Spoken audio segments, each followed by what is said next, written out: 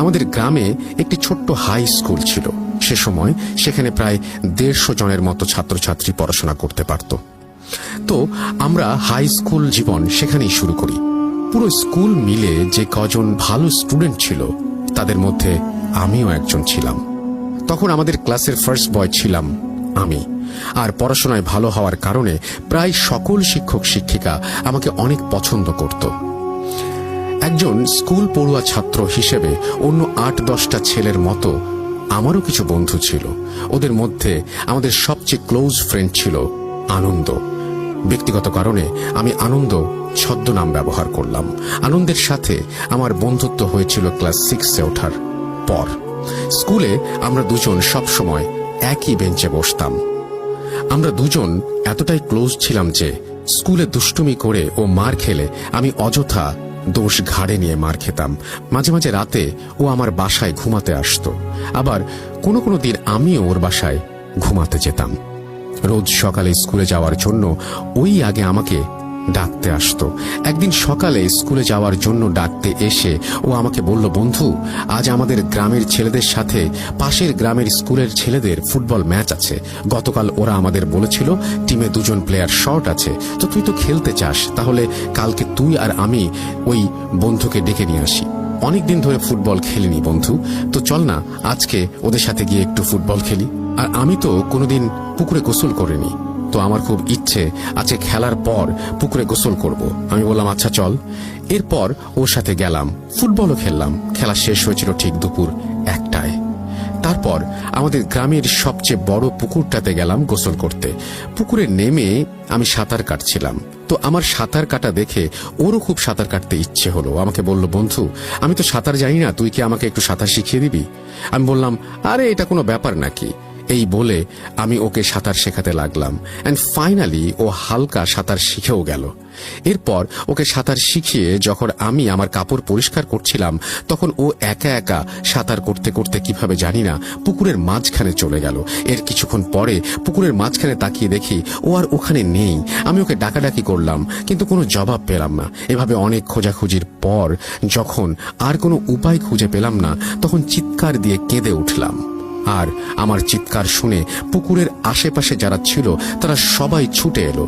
তারা আমার কাছে সবকিছু শুনে সবাই পুকুরে নেমে খোঁজাখুঁজি করতে লাগলো।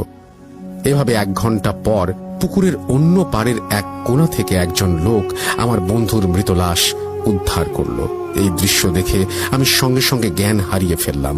তারপর জ্ঞান ফিরে দেখি আমার বন্ধুকে কবরস্থ করার জন্য নিয়ে যাওয়া হচ্ছে। এই দৃশ্যটা দেখে আবারও কান্না করতে লাগলাম এবং ওর লাশটাকে আটকানোর জন্য ছুটে যাওয়ার চেষ্টা করলাম, কিন্তু আমাকে প্রায় 10 জনের মতো লোক ধরে রাখায় আমি কিছুতেই ওর কাছে যেতে পারিনি। সেদিন আমি রাত দিন 24 ঘন্টার মধ্যে প্রায় 10 ঘন্টাই কেঁদেছিলাম। 2 দিন ধরে খাওয়া দাওয়া সবকিছু বন্ধ করে দিয়েছিলাম। এভাবে 1 মাস কেটে গেল।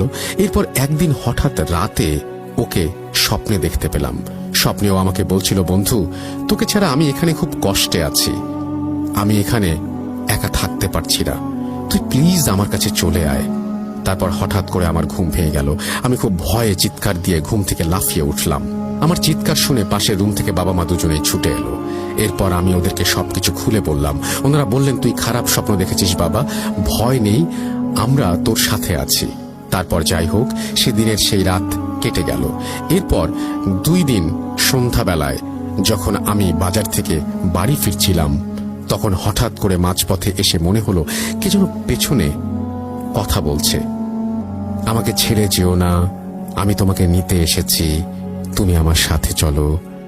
আমি এটা শুনে তৎক্ষণাৎ পেছনে ফিরে তাকাই, কিন্তু তাকিয়ে যে দৃশ্যটা দেখি সেটা দেখার জন্য আমি মোটেও প্রস্তুত ছিলাম না। আমি দেখি কাফনের কাপড় পরিধানকৃত একটা লাশ আমার দিকে এক পা করে এগিয়ে আসছে। লাশটির পা আমাদের মতো স্বাভাবিক পা ছিল না।